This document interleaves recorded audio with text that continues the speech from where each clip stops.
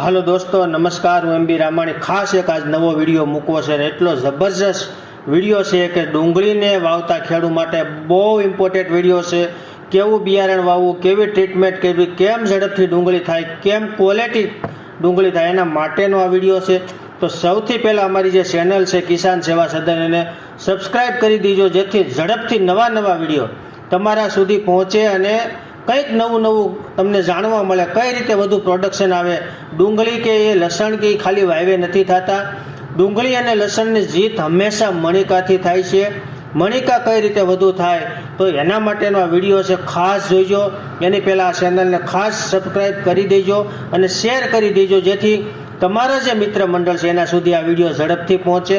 ખાસ વાત કરવી છે પાયામાંથી. તો પાયામાં ડુંગળીમાં ખૂબ સારું બિયારણની પસંદગી કરવી. બિયારણ બહુ જ મહત્ત્વનો અને ઇમ્પોર્ટન્ટ ભાગ હોય છે. તો બિયારણની પસંદગી ખૂબ સારી કરવી. ઘણી બધી આજે કલર્સ સીડ છે, પંચગંગા છે, ઇન્ડો યુએસ છે, આવી ઘણી બધી કંપનીઓ માર્કેટમાં બિયારણ વેચે છે. એમાંથી સારી ક્વોલિટીની ડુંગળી લઈ અને વાવેતર કરવું.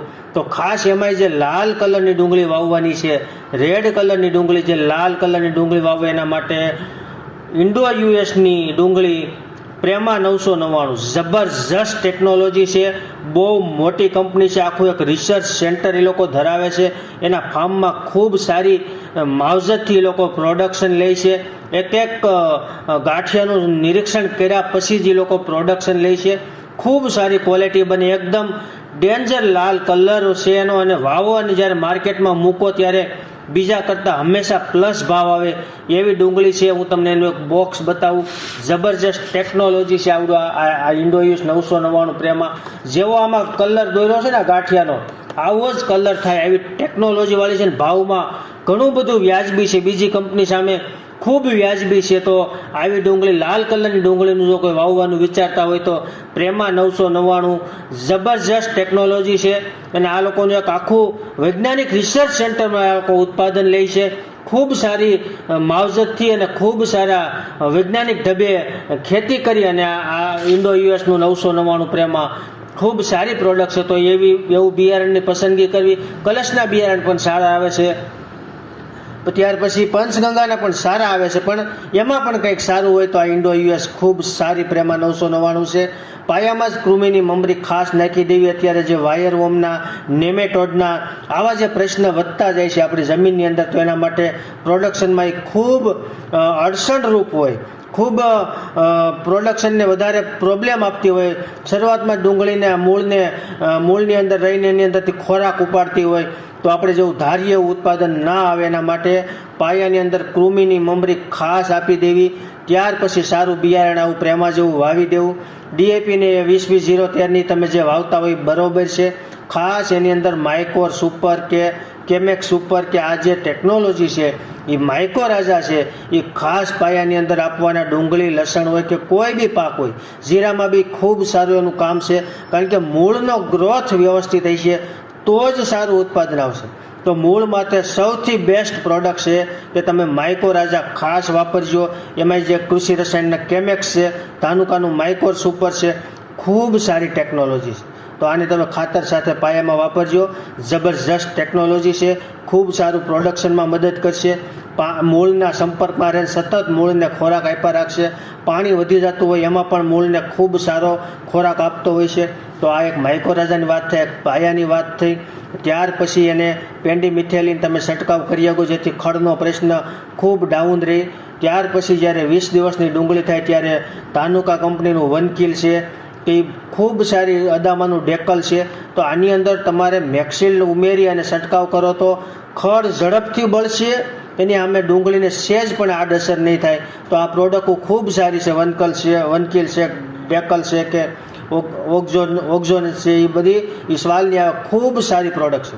તો આવી રીતે ખડનો જ્યારે પ્રશ્ન આવે ત્યારે ખડના પ્રશ્નની અંદર ખાસ યાદ રાખવું, નાનું ખડ હોય ત્યાં જ નિર્ણય લઈ લેવો દવા છાંટવી છે કે નિંદણ કરવું છે. જો એકવાર ખડ મોટું થઈ ગયું તો બળવું ખૂબ અઘરું કામ છે, અને નીંદવું એથી અઘરું કામ થાય. તો એના માટે હજી 2 પાંદે ખડ હોય ત્યાં જ તમારે નિર્ણય લઈ અને ખડની દવાનો છંટકાવ કરી દેવાનો છે. તો તમારે ઝડપથી ખડ બળી જાય અને ડુંગળીને કંઈ જ નહીં થાય. આ એક ખડની વાત થઈ. ત્યાર પછી ધીમે ધીમે એમાં ફૂગનાશકના છંટકાવ કર્યા રાખો. ઉગતાની સાથે જ ફ્લિક્સ ઉપર ને પોષક સુપરનો છંટકાવ કરવો. ત્યાર પછી 20-25 દિવસ પછી 30 દિવસની ડુંગળી થાય તો ધાનુકાનું કોનિકા અને મેક્સિલ એ બી ખૂબ સારી પ્રોડક્ટ છે, ખૂબ સારું રિઝલ્ટ આપે. આ ફંગીસાઇડની વાત થઈ.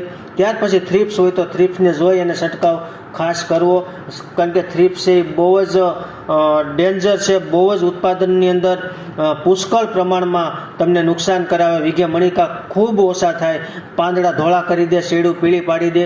આ થ્રિપ્સના જોરદાર એટેક હોય છે, તો એને પણ તમારે થ્રિપ્સનું નિદાન સતત કરતા રહેવું. જરૂર પડે તો ધાનુકાનું જે લાર્ગો છે કે સિનવા છે કે ગ્રાઇશિયા છે, આવી દવાઓનો પણ તમારે સમયાંતરે ક્યારેક એકાદ છંટકાવ કરવો. એ જ્યારે હેવી એટેક હોય ત્યારે તમારે સિલાસાલુ દવા કરતાં પણ આ ખૂબ જબરજસ્ત રિઝલ્ટ આપતું હોય છે. આ લાર્ગો જબરજસ્ત ટેકનોલોજી છે, તો એનો પણ છંટકાવ કરવો.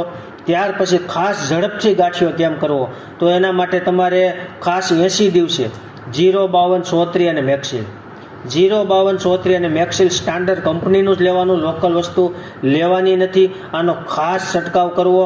ત્યાર પછી 90 દિવસે કે એમ તમારે 0050 પ્લસ 70% જે સલ્ફર આવે એ અને પ્રોજીબ આ તમારે 90 દિવસે છંટકાવ કરવાનો છે.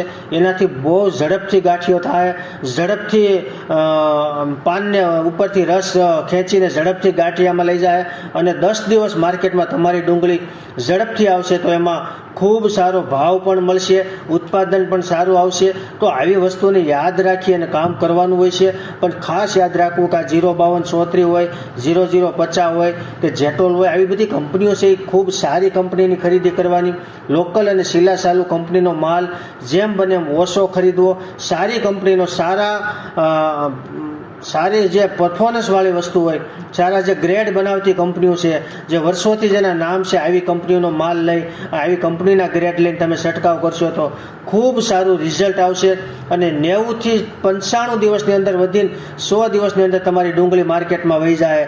તો આ એક એની ડુંગળીની જબરજસ્ત ટેકનોલોજી સાથેની ખેતી છે. તો આવી રીતનું સરસ મજાની ખેતી કરી અને ઝડપથી ડુંગળી માર્કેટમાં જાય, વીઘે વધુમાં વધુ મણિકા થાય, વીઘે 300થી 400 મણના જે મણિકાની વાતો છે એ લેવલે મણિકા થાય, તો આપણી ડુંગળીની અંદર 100% જીત થાય. તો ખાસ આવી રીતે ખેતી કરજો. અસ્તુ જય ભારત.